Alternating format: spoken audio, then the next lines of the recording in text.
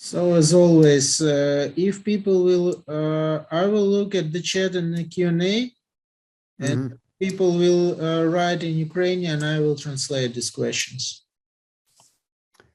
Right. Good evening and welcome to the sixth in our series of hand-in-hand webinars. This evening, I'm very pleased to welcome Mike Cragen, who's an orthopedic hand surgeon from Birmingham. And he has been part of the team at Birmingham at the National Centre for Defence Medicine and has experience both from the Iraq conflict and more recently from Afghanistan. A little of what he says may repeat previous talks. It may even in some parts contradict previous talks, but a little bit of constructive disagreement is always helpful. But I'm very grateful to him for sharing his opinion, his experience with us. And I think what Mike's going to do is talk for about 20 minutes or so, and then we'll pause for questions and answers. And then the second part of his talk, he's got 5 or 6 cases that he will present to us for discussion of the options and lessons learned. Mike, thank you very much. Take it away. So thank you very much, Jonathan. I apologize in advance if my inadequacies with Zoom and sharing screens causes a problem, but hopefully this will run reasonably smoothly. As Jonathan has said, I'm one of the consultants working at the Queen Elizabeth Hospital in Birmingham, which also includes the Royal Centre for Defence Medicine. And I'd like to just give a sort of slight overview of our experiences with initially some of the things we learned from the Iraq conflict and then subsequently Afghanistan, and with a particular sort of bias towards some of the more complex reconstructions, particularly of the skeleton rather than the soft tissue, which my colleague Darren Chester is going to talk about, I think, in one of the subsequent webinars.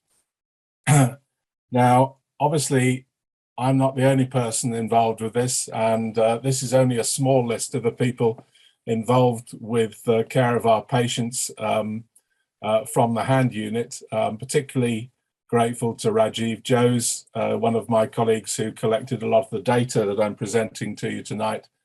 But there are also a list of other people, consultant colleagues, nurse teams who have been involved with the care of these patients.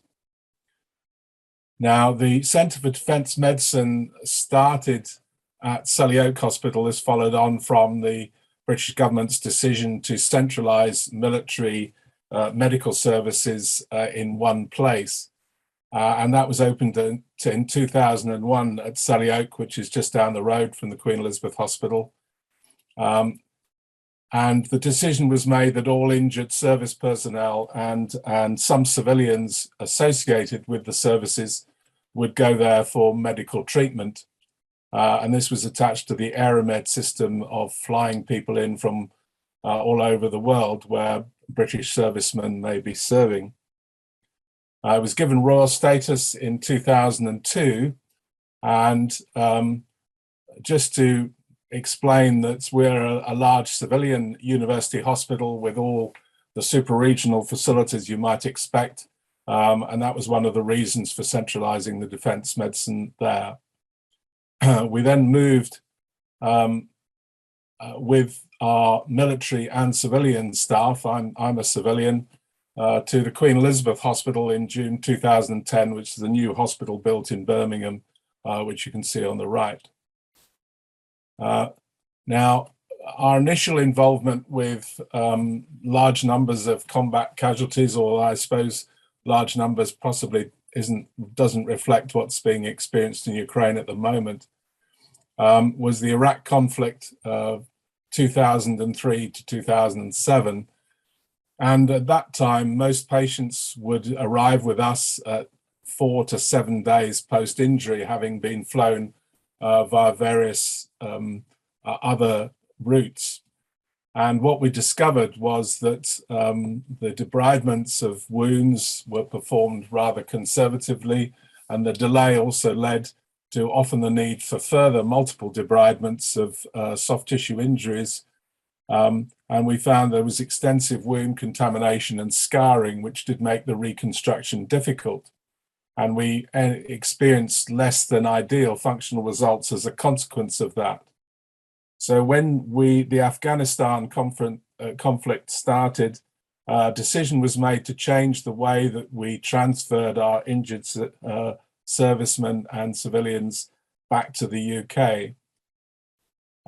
Just to explain that the majority of injuries we dealt with were in soldiers, and these were young, fit, healthy males, which may be a little bit different to dealing with some of the civilian population. Most of the injuries we dealt with were with improvised explosive devices, and therefore were blast type injuries. Basically, following the initial event causing the injuries, the patients were flown usually by helicopter to Camp Bastion, which was the center in Afghanistan for the British soldiers, where there was initial resuscitation, stabilization, and an initial surgical debridement. So the picture on the bottom right would illustrate the way that these people would arrive at Camp Bastion. As soon as they were in any way stable, they were transferred to Birmingham by air directly on flights where there was extensive intensive care facilities on the flights with anaesthetists. So the patients may have been to a degree very sick, but were fit to be flown back to Birmingham. And they usually arrived with us within 24 to 36 hours. They would be taken to the intensive care unit in Birmingham and then taken to theatre on the day of arrival. The reason for this was that it was the easiest way of assessing these patients and allowing some sort of plan as to how their ongoing treatment would continue. So the patients were taken to theatre for assessment. Any further debridements that were required would be carried out at that point. Obviously, any potential life or limb threatening injuries that required urgent treatment would be dealt with at that point. And a lot of the wounds had topical negative pressure dressings applied to them. And then the patients were returned to intensive care for further stabilization and then taken back to theatre, usually at 48 hours. Now, that initial visit to the theatres, the patients would be seen usually at a very senior level by all the specialities that might potentially be required to manage their injuries. And so a plan would have been made at that point as to how to manage their individual injuries. This required a little bit of concentration when you had maybe 5 or 6 very badly injured people in theatre at any one time, who were you then had to remember which injury belonged to which individual patient. But the recording was quite sophisticated. So they then went back to theatre and at 48 hours to ensure there was no active infection and further debridements might be necessary. And at that time, sometimes initial treatment carried out, or possibly a plan for a few more days later on. But the idea was to minimize the surgical impact, many specialities operating at the same time, and to plan the reconstructions so that, again, these affected the patients to a minimal degree. And this is just a snapshot of 25 patients that came in and the extent of the injuries. You can see that although there are 25 patients, the numbers don't add up to 25. So obviously many of them did have multiple injuries. And Below, lower limb amputations were very common. As you can see, there were 10 bilateral amputations, 9 of which were above knee, and 3 unilateral ones. Peripheral nerve injuries, 7, and you can see the hand and upper limb injuries were quite a significant number in that group. Pelvic injuries were also quite common. So this is an example of one of the patients that arrived with us. You can see that these injuries would have involved gross contamination, significant foreign bodies, with the blast pushing foreign bodies high above the apparent zone of injury. We did culture multiple sites and grew quite a lot of unusual organisms, including fungal organisms. Partly of this was due to the fact that the devices were often contaminated with excrement and various farmyard type material to make the problem worse for us. This is an example of one patient. This is the appearance of the wounds of the lower limb in the perineal area on day 2 on the left, with obviously a pelvic injury that you can see from the external fixation. And you can see the results 27 days later, where you've got good healing of wounds, often with minimal need for any particular grafting, for example. But this was as a result of the aggressive debridement and careful preservation of viable tissues. So moving on to the hand part of things, again, this is a snapshot of a 5-month period from November 2009 to April 2010, with 44 injuries. And as you can see from the upper limb, there were 14 amputations. 2 of these were above the elbow. Obviously, amputations included fingers. 24 open fractures, 4 vascular injuries, 8 nerve injuries.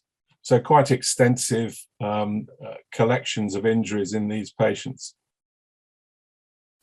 And just to put it in context, the other injuries associated with these were, in 13 of the patients had bilateral above knee amputations, open leg fractures, abdominal injuries. You can see the numbers on the screen there. So these were quite badly injured individuals. One of the things we noticed were particular patterns of injury in the upper limb related to the way that the soldiers carried their weapons. You can see here some pictures of, this is a relatively standard way that soldiers on patrol would carry their weapons. You can see the position of the hands on the weapon. And basically what we saw was various types of injuries. So in the right arm, we saw ulnar border injuries affecting both the proximal and the distal end and the ulnar aspect of the hand. And then on the left hand, we saw injuries to the central part of the hand from blast coming upwards and causing damage to through the back of the hand. And although these weren't exclusive, they were quite common types of injuries. So this is an example, and in our group of the 44, 20% of them, so 1 in 5, had this ulnar border forearm injury, 2 of which were proximal. 5 of them had the hand, ulnar side of the hand affected. And you can see, obviously, some of them were both levels on the ulnar border. And the central hand injury, this is an example of that, occurred in 7 of our patients, often involving just the central part of the metacarpals and leaving the border digits intact. Some of these were through and through injuries. You can see the bony defects that often occurred associated with these injuries, which were quite extensive. Again, another example of that, and I'll go through both those cases later on if we've got time, just to talk through what we found and what was done. The reconstruction after these blasts was complicated by the fact that often there was local flaps were not really available to us for soft tissue reconstruction because they were within the zone of injury because of shrapnel peppering, and also sometimes there was local vascular injuries as well. Again, this is another example of an ulnar artery injury here on this side with the ulnar nerve gone as well.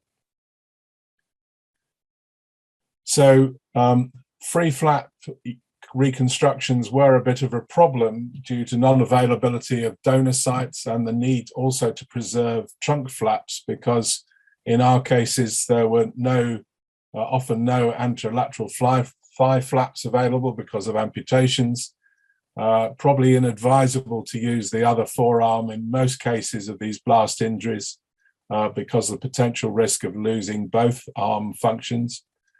And we wanted to avoid major trunk muscles in amputees who would use their rectus muscles and their latissimus dorsi for wheelchair and crutch use. So although we did use some free flaps in these situations, we were a little bit limited from what you might call the workhorse flaps that you would use normally for these types of reconstructions. So we found that free tissue transfer had a pretty limited role in the early management of these injuries, a lot because of sepsis, rising lactate levels, reducing the length of time these patients could go to theatre, the fact that some of them might be hemodynamically unstable, coagulopathy problems, and the fact that there might be zone of injury problems and single vessel limbs. But we did use free flaps in later reconstruction when we were more confident about the viability of these types of reconstructions. But we did use extensive amount of split skin grafting following the TNPs, and these are extremely useful in a lot of cases, even on amputation stumps, although clearly they might have caused some difficulties with prosthetic fitting later on. We did use some local fasciocutaneous flaps, but these were limited because of the zone of injury.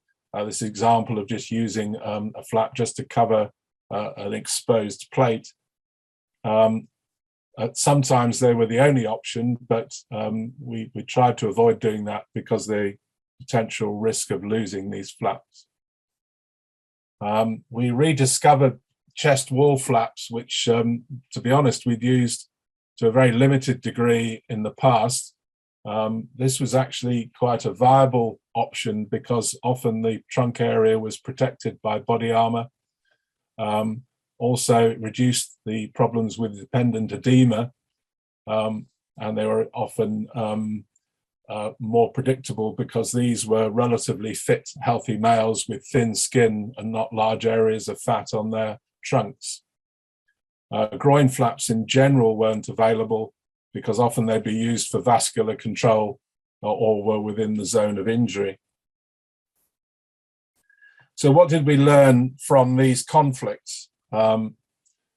So we found that early aggressive debridement of the contaminated wounds and amputation of non-viable parts was an essential part of treating these injuries, and a lot of this was done in Afghanistan before they came to us, and they became extremely good at getting it right in removing the right amount of tissue, not too much and not too little. Liberal use of topical negative pressure dressings to start off with, which produced relatively healthy granulation tissue, which allowed skin grafts to be applied to these areas.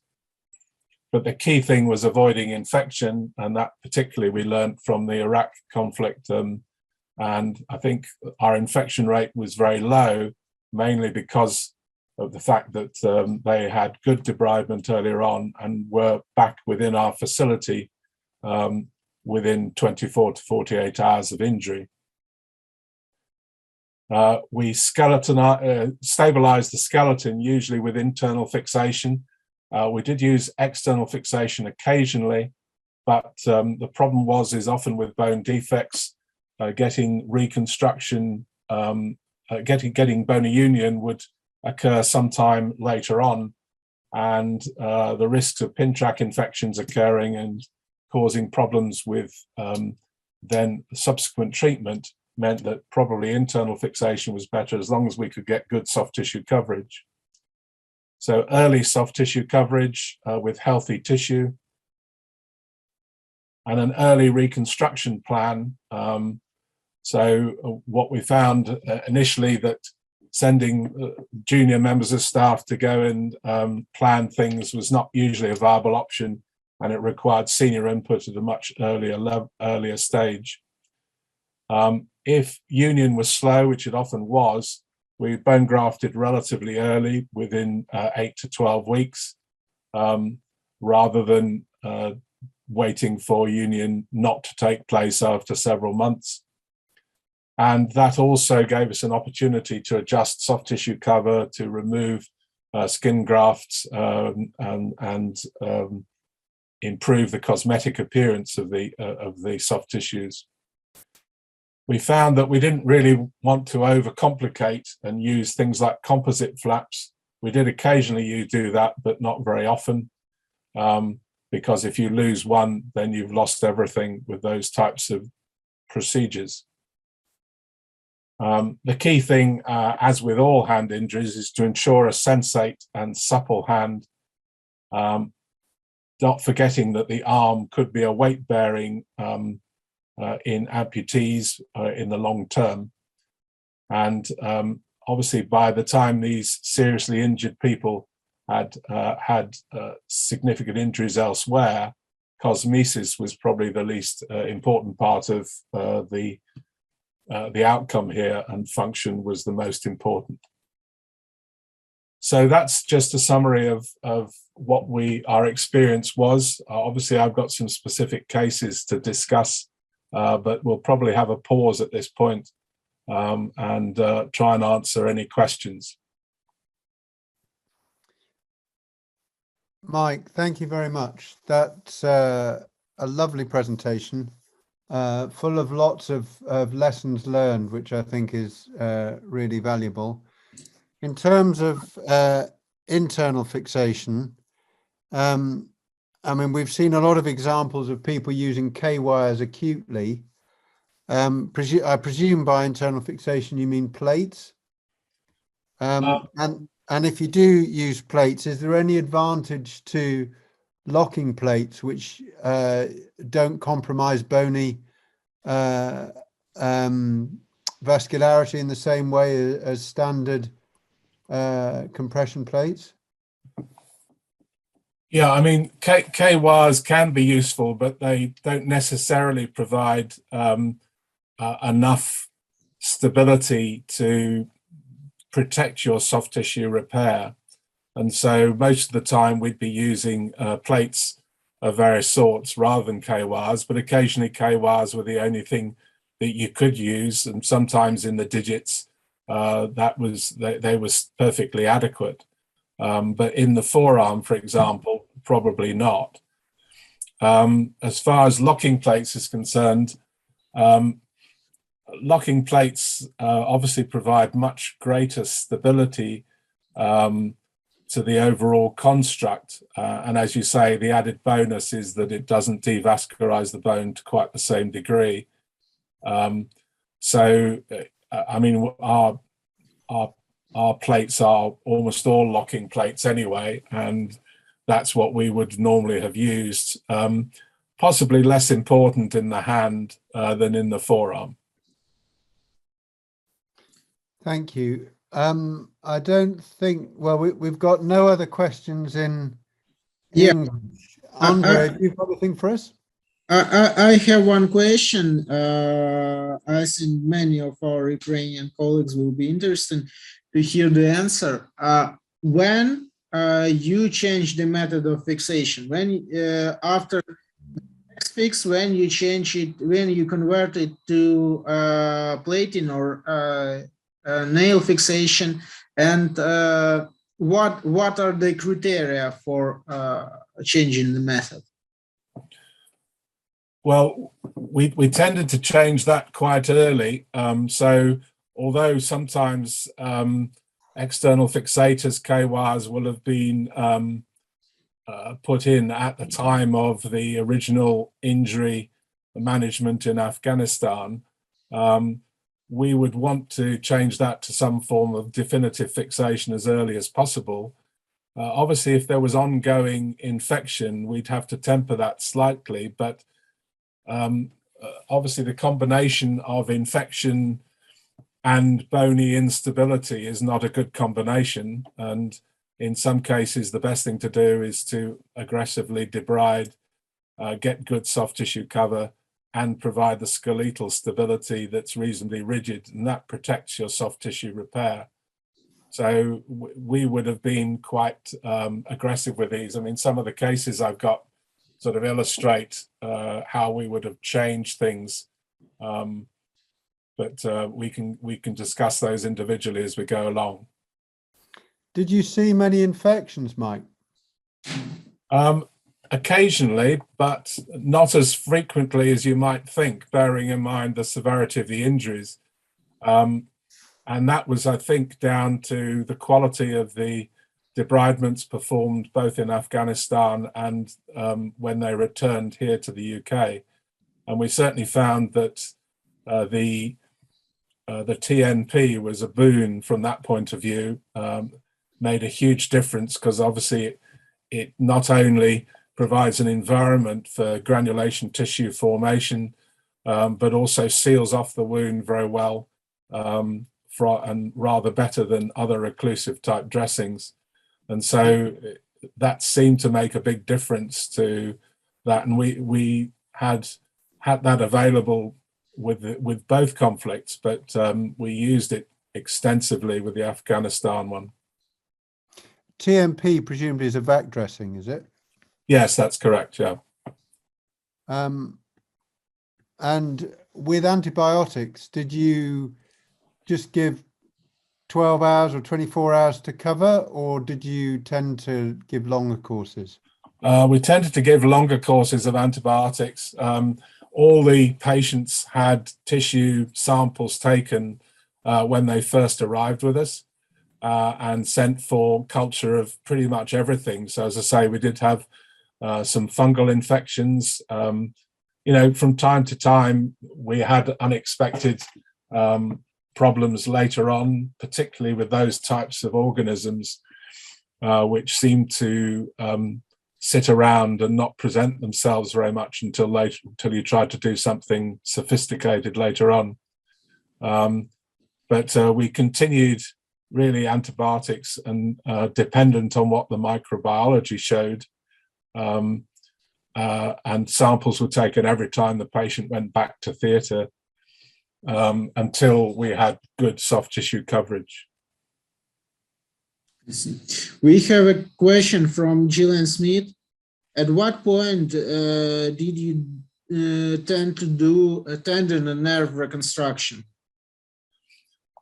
It did vary, and again, it depended on the priorities of that individual's surgery. So obviously we wanted to do some of that as early as we could, but I think my colleague Dominic Power is going to speak next week about the nerve side of things, and he would probably tell you a little bit more about exactly what the results were like, dependent on the timescale from injury. Clearly, it was one of those things that were part of the reconstruction. I suppose the way that we looked at it was that we wanted bony stability and soft tissue coverage and healthy tissue, and then reconstruction as early as possible after that. So sometimes that was within days, but there were some cases in which we weren't able to do the more definitive work until some weeks or months later on. Okay, Mike, I suggest you start to take us through your cases, as I suspect that will lead to some more questions and answers. Yeah. Okay.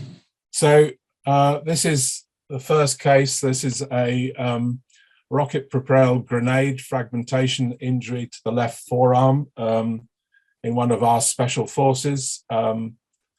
This was an isolated injury, and you can see that there's a radial shaft fracture, but the ulna is intact. But you can obviously imagine the soft tissue injury.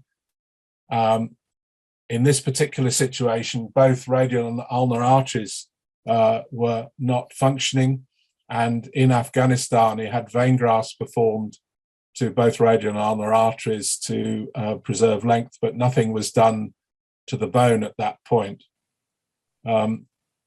Those vessels clotted off on arrival with us at 36 hours post-injury, and he had significant ischemia after tourniquet had been applied.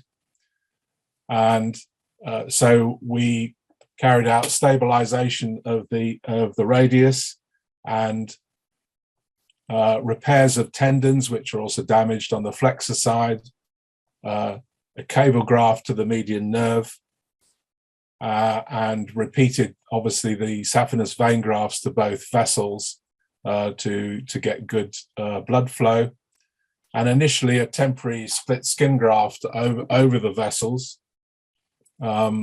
Subsequently, we did an arteriogram which showed good flow of both vessels, as you can see, and then at 72 hours he had a free radial forearm flap performed to provide soft tissue coverage, and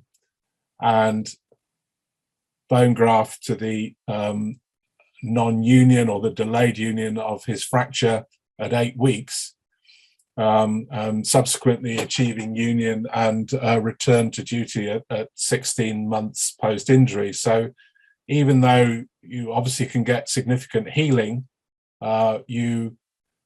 does take time for these individuals to return to normal function. A lot of that is down to scarring from the soft tissue injury, for example, to the tendons in the forearm.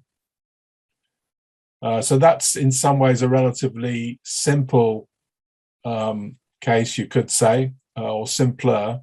I'll just present another one, again, a simpler one, and then we can have any sort of questions about both of them. So this is gunshot wounds to the left upper arm and to the hand.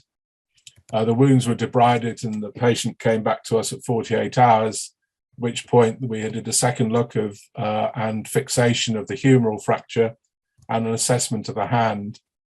So this is the fixation of the humeral fracture on the left. You can see a closer view of the bony damage on the left hand, extensive comminution and bone loss to the index finger, middle finger metacarpal, very comminuted fracture, significant bone loss to the ring finger metacarpal. You may feel that that's not necessarily too big an issue, but if you look at the soft tissue defect as well, you can see that that does compromise things. And in fact, the index finger soft tissue damage was quite significant. Also, the radial nerve was damaged as part of the humeral injury. And at day 5, we did a sural nerve graft to the radial nerve. Now, obviously, that was appropriate at that time because at the humeral level, there wasn't necessarily particularly bad soft tissue injuries. But clearly, if that nerve graft needs to be done further down, we would have probably done it a little bit later on. This gives you a little bit of a better idea of what was done. So the index finger we felt was non-viable, and so we did a fillet flap of the index finger.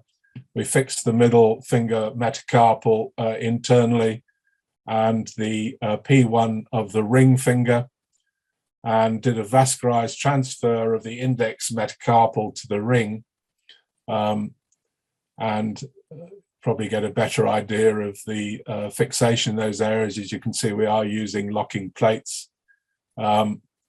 We K-wired the MCP joints into flexion, as you can see here. So you can see the fixation here. The index finger has been sacrificed. And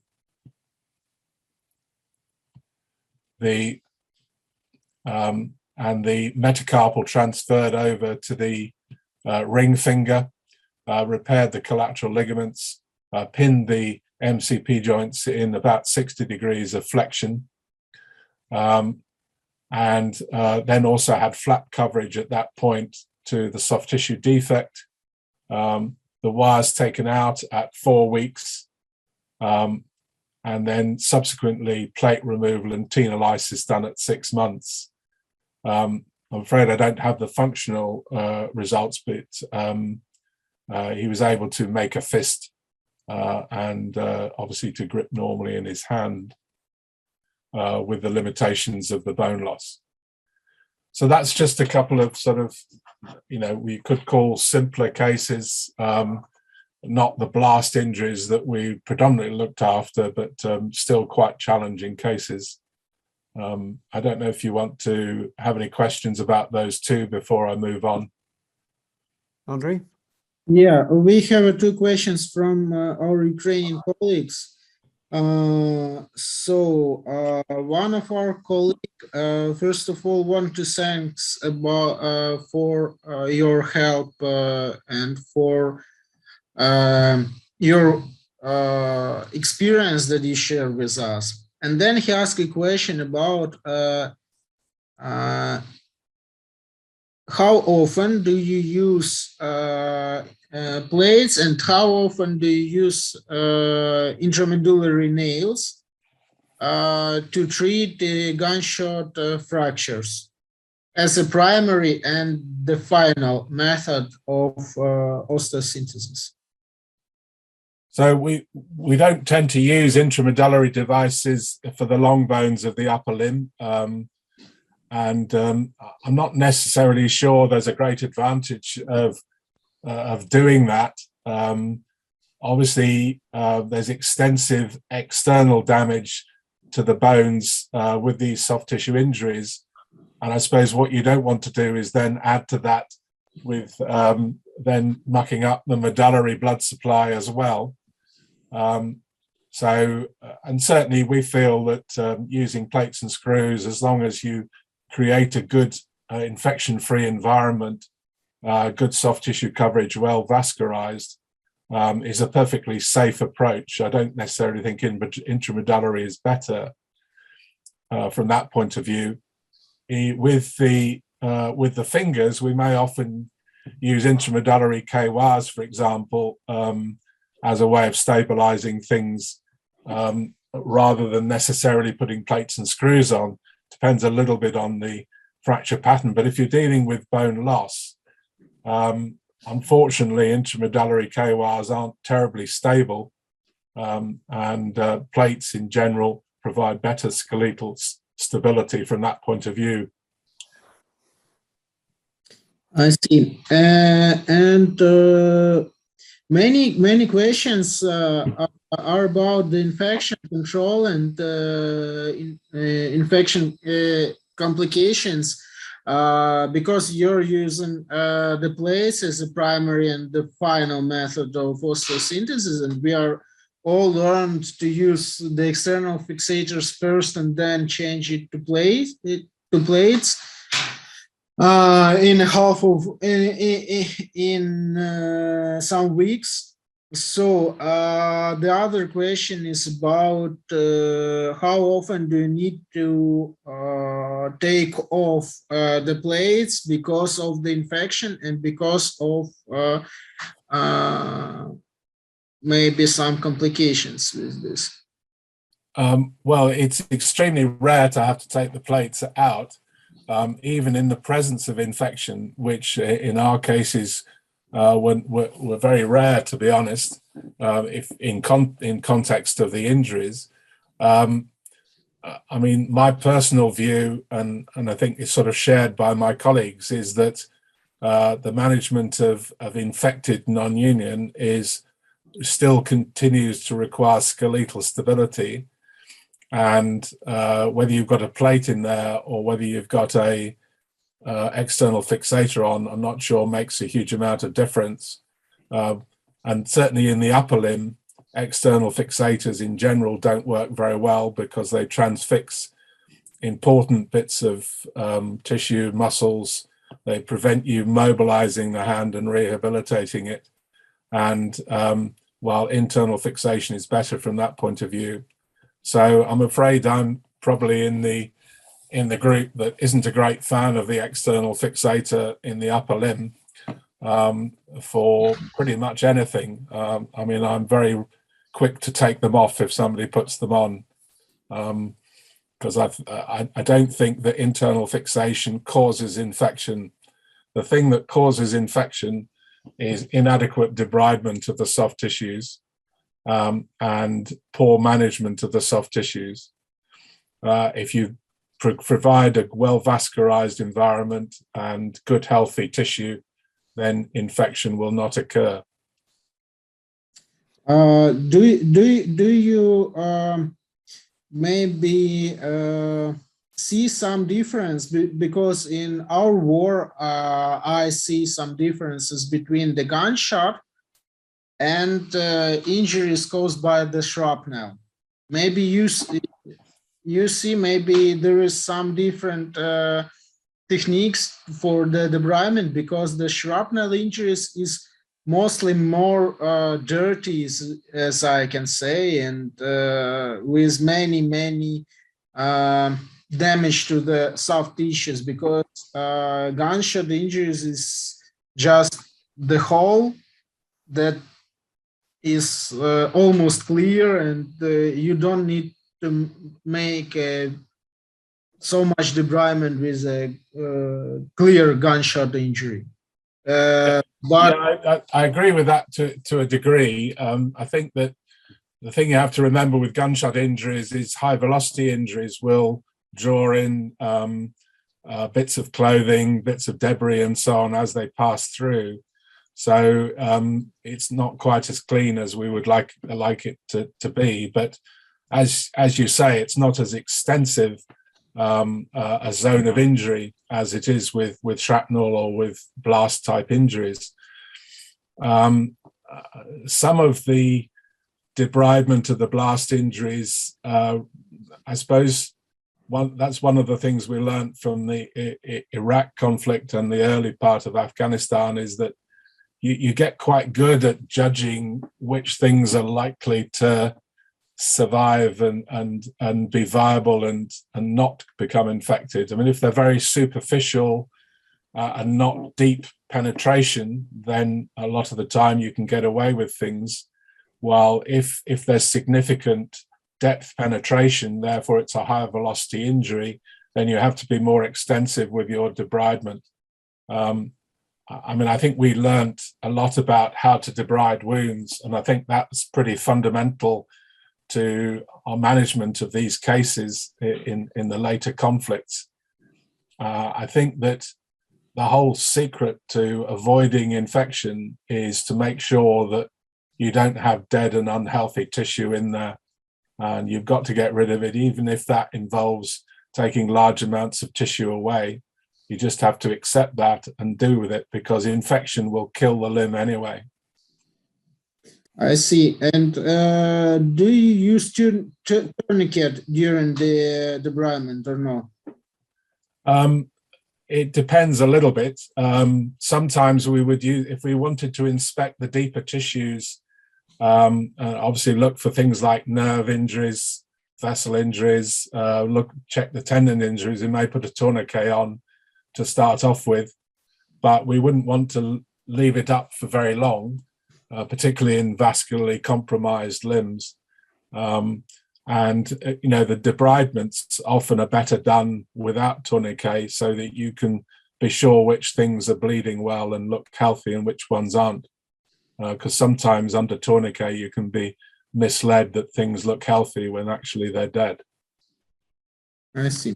And we have a few more, two more questions in a chat box.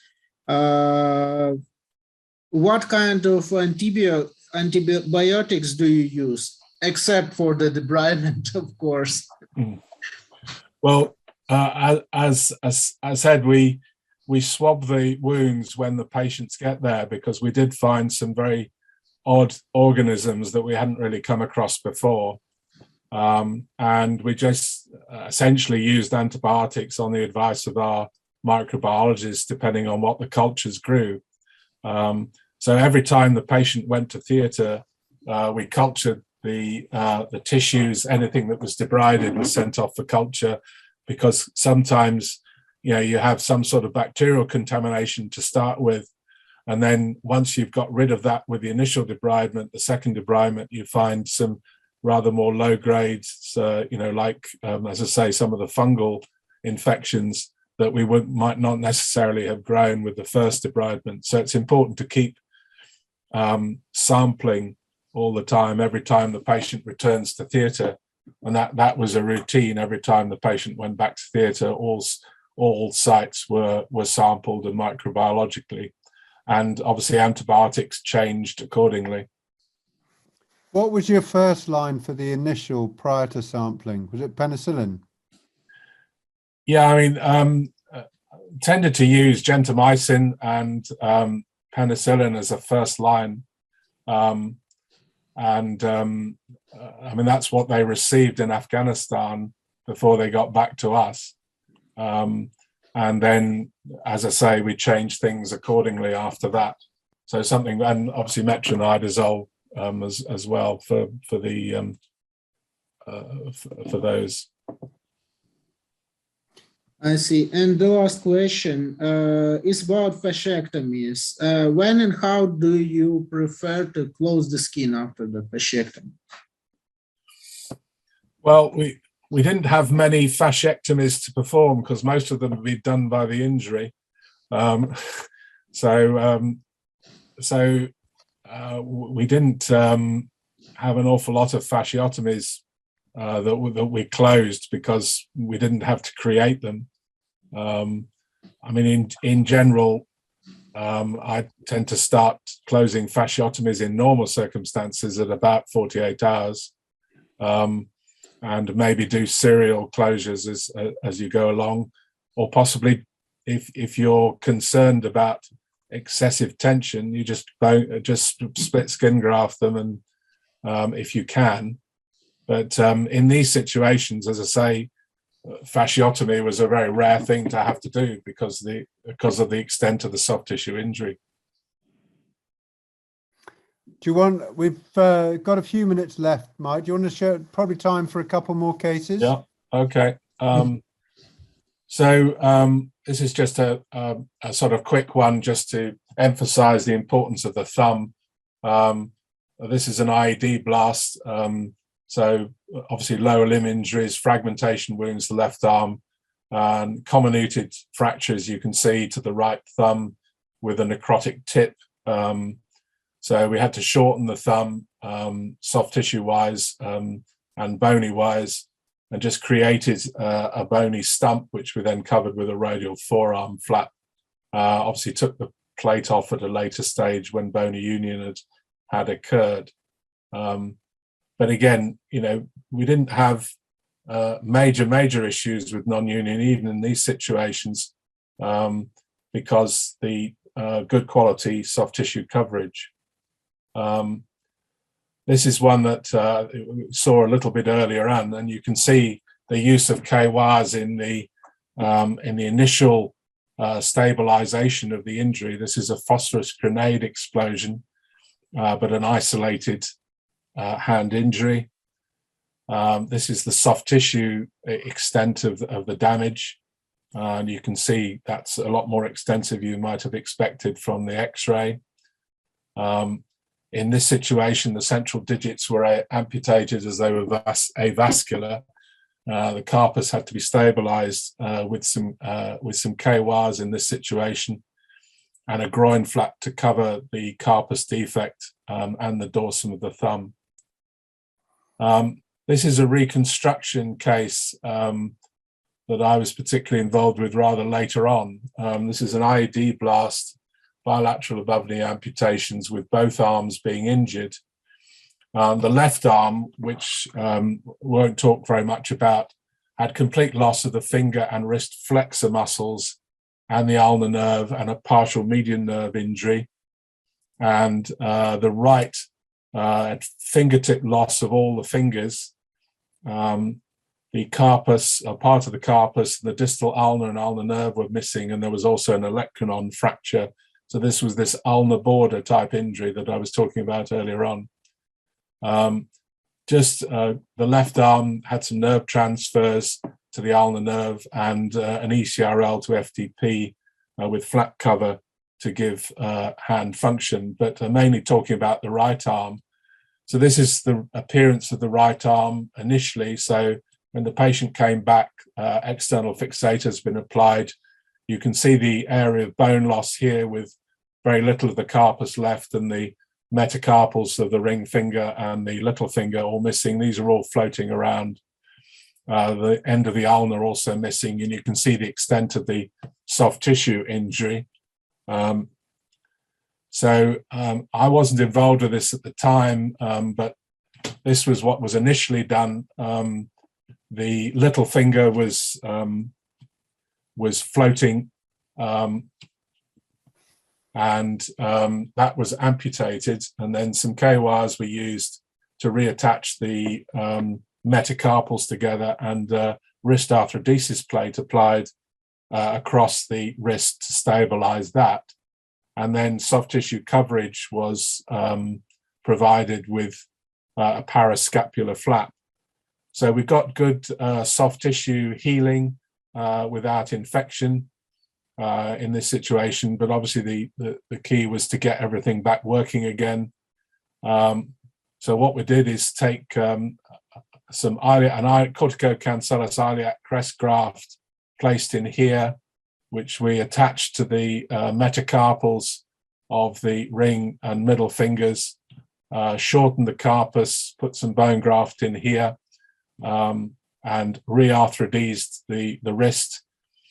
And then subsequently, we did a rotational osteotomy to the base of his first metacarpal to give him, to get his thumb facing his fingers rather better. As you can see, his fingers have been shortened because of, again, soft tissue loss. So that's the way the hand looks after those procedures. You can see that you could say we've over-rotated the thumb to provide a reasonable pinch, as the index finger wasn't able to rotate towards it to provide good pinch. And you can see the scars from the EIP to adductor transfer to give him good pinch grip. And he's able to hold a pen, manipulate things, and he's also, as you know, got injuries on the other side as well. So it's just an example of the later reconstructions. This was done at about 4 months post-injury. So some of the reconstructions were later, some of them were done quite soon afterwards. Any questions from those cases, Andre? No more questions for now. So have you got one more to show us? Right? Yeah, so this is one of the ulnar border runs proximally, where you can hopefully see from the CT reconstruction here that the whole of the proximal ulnar was missing.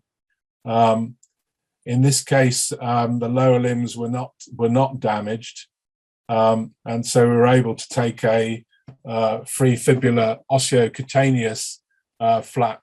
The free fibula was placed into the groove where the olecranon, where the proximal ulnar would normally sit, and fixed to the radius as well, to the coronoid process as well. And this provided flexion, extension, and stability of the elbow with a range of movement of 20 to 130 degrees. We did, on a more extensive case, also use that same technique to provide an elbow fusion as well, where there was more extensive bone loss. So that's just another example of trying to sort of think a little bit outside the box as to how to recreate these joints which are badly damaged. Just one more. This is maybe a little bit more than I would recommend that people try, but this was an isolated central hand injury. You can see, you saw the photos before with the extent of the metacarpal damage with significant bone loss in the carpus, serial debridements to get good soft tissue coverage. And then we used a composite flap, in this case, of serratus anterior, taking some ribs as well to replace the metacarpals, and covered that with a split skin graft. And you can see that you could say in retrospect that we possibly rather over lengthened the metacarpals using the ribs, but he's basically able to flex his fingers to a degree into opposed to the thumb, but not create a full fist. We did try that a second time, or one of my colleagues tried it a second time. Garth Titley, who's one of my colleagues, was the lead on this particular case, and we got problems with mycotic aneurysms of the pedicle vessels. So this just reminded us that we needed to have good quality microbiology from the wound before contemplating such high risk composite flaps. So not everything went right. And you used the whole rib? Yeah, we used 3 ribs in this situation. Just going back to that, you can see the flap being raised here. You can see the ribs poking out of it. Do you need to put a mesh in or anything, or do you just leave a hole? No, the ribs that we just used partial ribs, so we didn't take the full thickness of them. Okay. So just the more superficial part of them, but that was enough, strong enough to replace the metacarpals. I see. Do you put the bone graft initially, or you first you make the fixation of the bones and then you add the bone graft?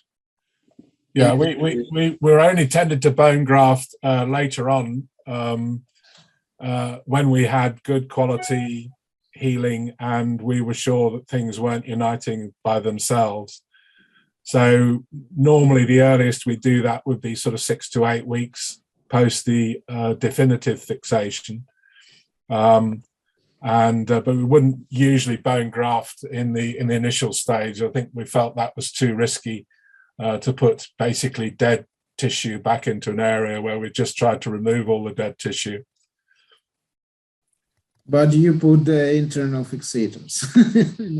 That's why I said about this, because we learn that from maybe anywhere that first you fix it by external fixators, and only then after all is healed, and okay, you can put the internal fixators. And your approach is very new and very interesting one. So maybe I can try, but maybe I'm not such a brave man as you.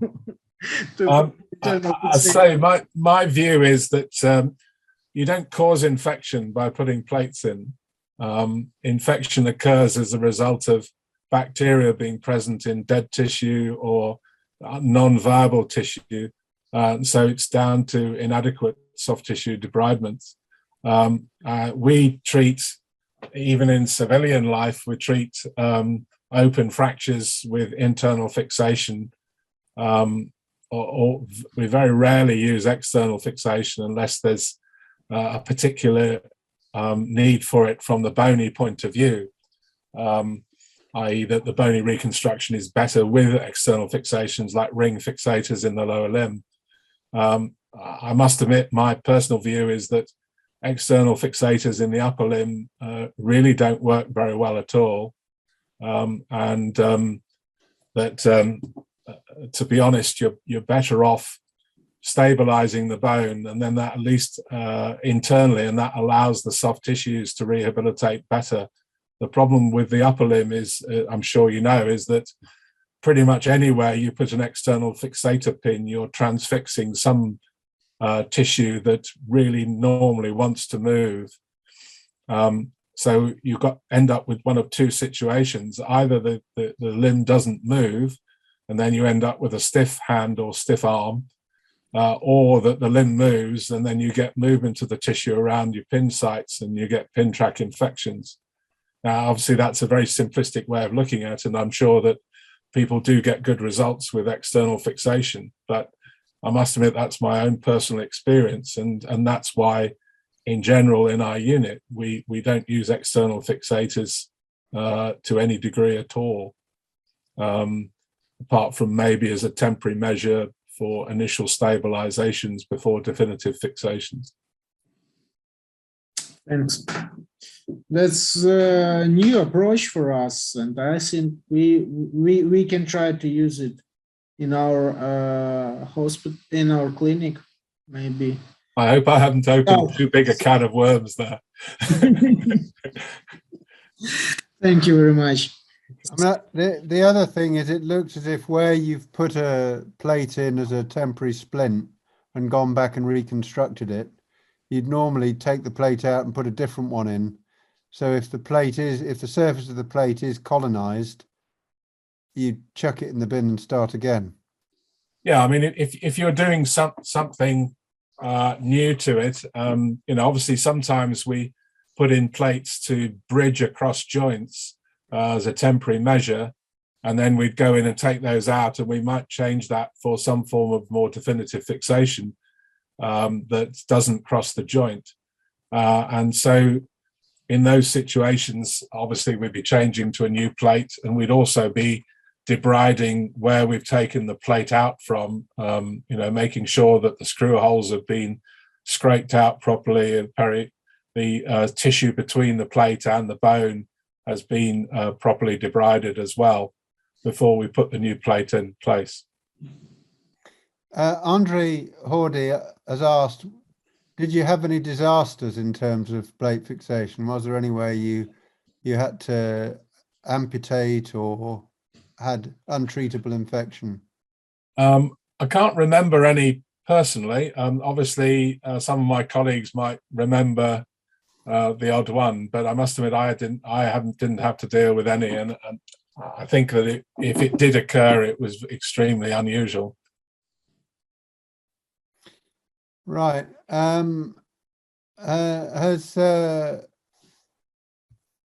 Nastenko got some cases for us to look at, Andre? Yeah. Lovely. Well, Mike, that's been a fantastic talk. Some really interesting cases, and you've given people something to think about, I think. I think the key message is, if you're going to put plates in, you need to make sure it's a clean bed with good soft tissue cover. So you have to get the basics right before you can start putting plates in. But if you do, they work. Yeah, I mean, we did have more problems during the Iraq conflict, where we got patients who were much further down the line, who already had extensive scarring, and that's much more difficult to define whether in scarred beds whether the tissues are viable or not. And we did get more problems with infection with our reconstructions in those cases. So that was partly why the approach changed, and we got the patients back much more quickly and were much more aggressive with them. And I think that made a huge difference. I think that if you are dealing with somebody, at 5 days to a week post-injury, I think you probably have to be a little bit more circumspect about it, and possibly do serial debridements, manage your skeletal part a little more conservatively initially, until you're absolutely confident that you've got good quality soft tissue, and then you can do your reconstruction at that point. So I think the timing of when you get the patients is quite important. Thank you. Well, I'm sure we'll be calling on you for some more thoughts over the next 20 minutes or so. So over to Ukraine. So Alexei, you can share your screen. Yes. Alexei is a hand surgeon from Kharkiv. Kharkiv is the front line now, and he is live in the hospital from the start of the war, from the first days, because his home is at the front line now. So, okay, Alexei, you can start. Hello. I'm very glad to show you some cases of my department. This man, 47 years, mind blast. 3rd of April, he was one of 41 civilian victims. 7 of them, unfortunately, dead. This man have some different injuries, but I show you only upper limb. You can see a fragmentary fracture of the left femur with the displacement, and not so big, but he have he had как сказать этот. Скажи украинскую, я перекладу. Скажу украинскую, дефект, довольно-таки значительный дефект, и дном раны является кость. He has a big soft tissue defect, and the bottom of wounds. bottom. Yes. After 1 week of his лечения, of his health, we use VAC therapy. Yes, we use VAC therapy, and after 10 days, it's going much better. It's granulated, but we have a lot of patients, and we move them to Lvov, and after this, I hope it will be in Germany, England. We hope so. Our friends said that they try to move these patients to European.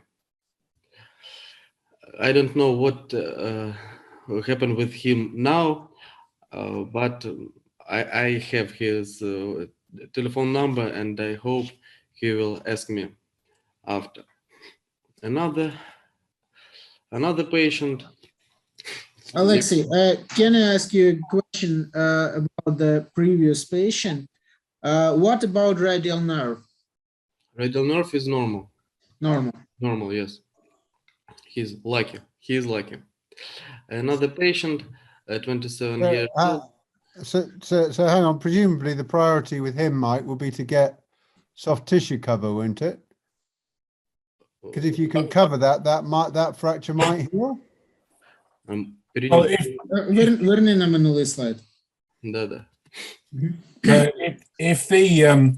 If the VAC therapy has provided a good area of granulation tissue, then in theory you could just skin graft that, depending on how deep the hole was. I mean, you could probably get some reasonable muscle cover unless the huge amount of muscle loss. But if you've got good, healthy granulation tissue, you don't need anything too sophisticated on that from the soft tissue side. You know, if you're able to, because obviously these types of injuries do take a long time to heal, and keeping an external fixator on for a long time can be problematical there. So I think that if you've got good, healthy soft tissue and you've managed to graft the area or get good soft tissue coverage, then I would probably remove the X-fix, wait a few days, and let the pin tracks look clean, and then internally fix the humerus. Now, I'm not quite sure the view there, exactly what approach might have, where the wound is. I presume, is it posterior or anterior? I think it's lateral. It's lateral. Okay, so potentially you could do a posterior approach and obviously then find the radial nerve and put your plate separated from the where the X-fix has previously been.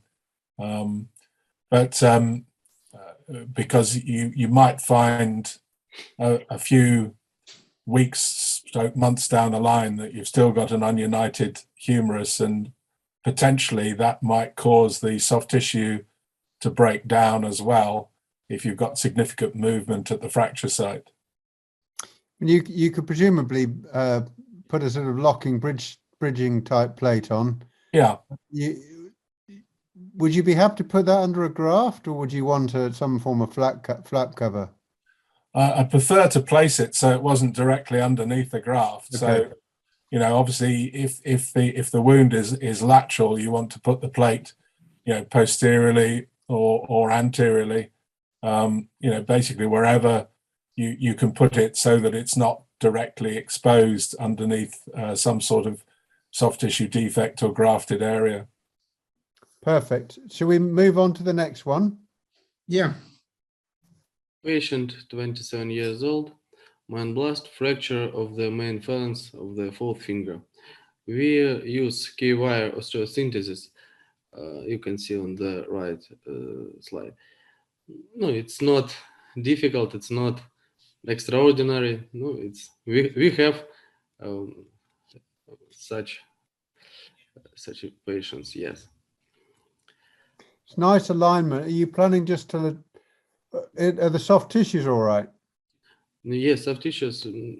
They all have.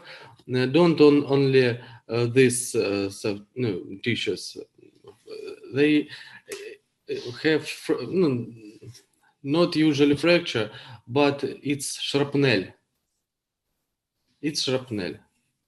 Okay. Yeah. Okay. Legs, arms, heads, everything is. Like next patient, 36 years. He's a sportman. He go for he tried to make in sport in the war, and he was also one of these 41 civilians who injured the enemy bombardment. Open fracture of the radial bone, multiple soft tissues injuries. We did fasciotomy, fixation with an external fixation device. Oh, it's next. Does he have any neurology injury of the nerves, maybe? Or no, he have neurology by radial nerve, yeah? No, by his leg. He have injury in left leg and nephritis of the малоберцовый, по-моему, да, малоберцовый. Sural nerve. Yes, not the sural, sciatic nerve. Okay. let it be sciatic nerve. Yeah. His arm don't have neurological. So what's your plan with him? My plan with him, he is also going to Lvov, and after this, I don't know what doctors in Lvov will do, but I think these patients is able to get a plate. What do you think, Mike? Yeah, I mean, I think, you know, as with all these types of injuries, putting some form of external device on at the beginning works very well. It's a relatively quick thing that you can do, although obviously you always get a bit worried with the proximal radius and the posterior interosseous nerve being in the vicinity. You know, using that to allow you to treat the soft tissues in the initial stage is fine. But again, you'd want to try and get the forearm moving early, and the best way to do that would be fix the bone internally, and then start mobilizing things and take the X-fix off. Is the ulnar intact? It looks like it is on the X-rays, but I don't know. Ulnar bone is intact, Alexei? Yes, I think intact. He have a big defect by skin Okay. in the center. Next. Next. Yes. Yesterday case, it's a patient from war. He is military, 45 years, mind blast, fragmentary fracture of the radial bone, damage of the ulnar and radial arteries, damage of the nervus medianus, multiple damage of the tendons, crushing of the second finger. My wife made arterial suture of the ulnar and radial arteries. I show here. You can see the suture of the arteries, a suture of the nerve, fixation by external fixation device, and amputation of second finger. That looks like one of your cases from earlier, Mike. Yeah, it's very similar, isn't it? And yeah, I mean, the key thing obviously is to get the vascular supply back, and that's been done, and get some bony stability on it. But I mean, there's a lot of work done there. That's pretty good. Can we have a look at the X-ray again, Alexei? So there might be a role for a long plate on the radius if you can cover it well enough to really protect the vascular and nerve repair. Do you think, Mike? Or yeah, I mean, basically the way I look at locking plates is a locking plate is an internal external fixator. So if you take that external fixator bar and move it closer to the bone, what you have is a locking plate. So the only difference is that it's underneath the skin, and you can then potentially get your soft tissues closed over the top of it. And that would, but you need the stability to skeletal stability to protect the vascular repair.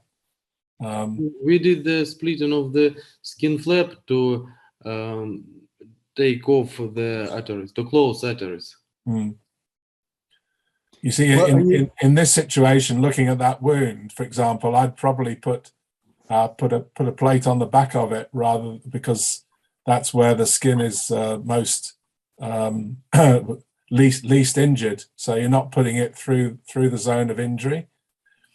So if you put the plate on the back, then it's out of the way of any soft tissue reconstructions you have to do on the front. Could you tunnel a plate, do you think?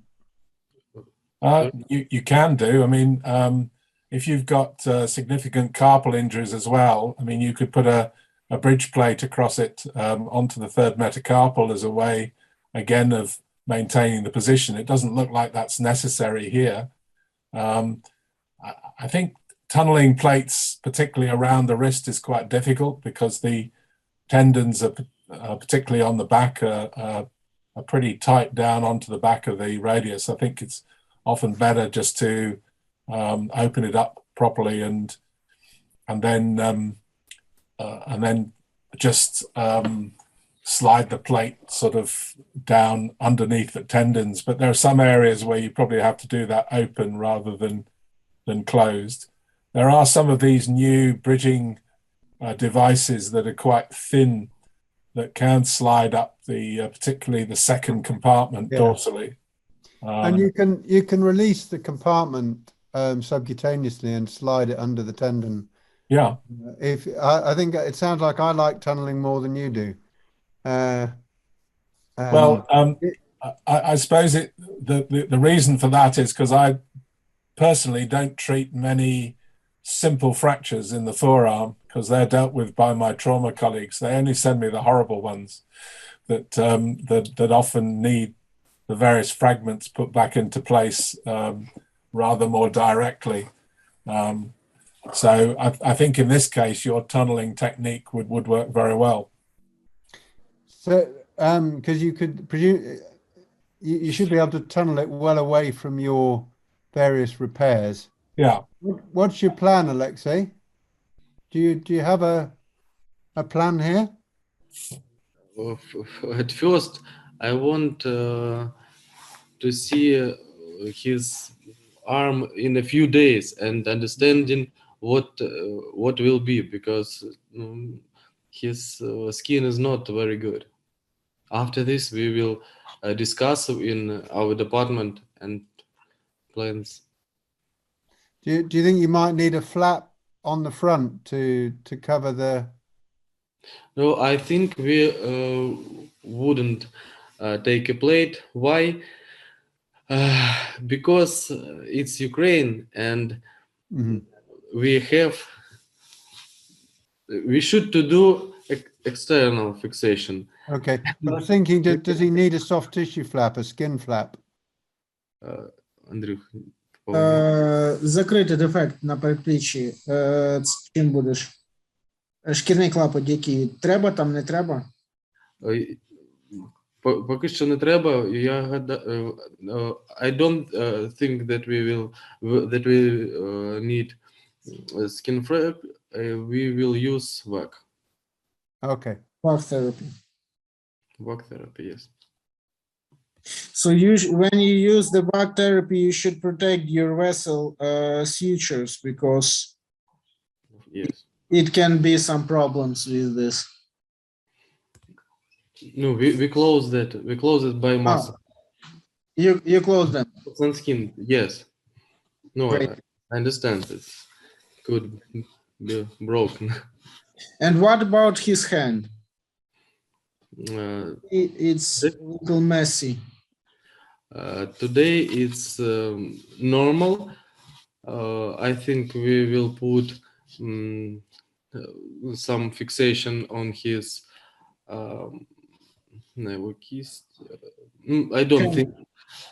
I don't know what we will use. I think we will use some gipses and take and make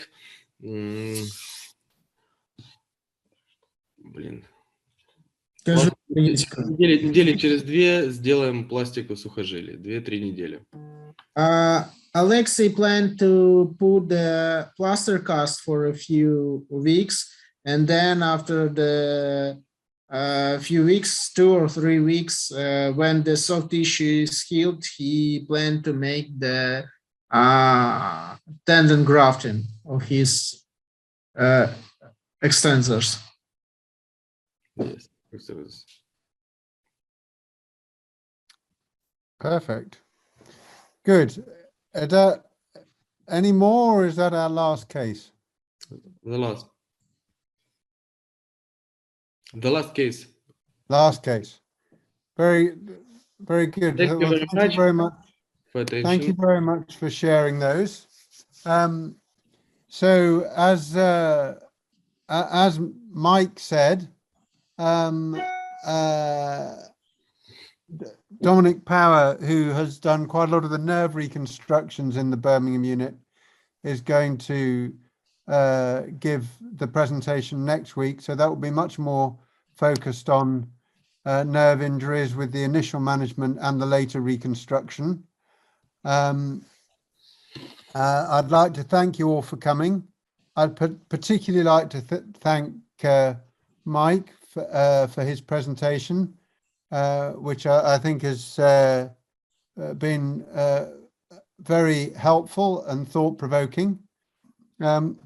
Andre, do you have any final thoughts before we close?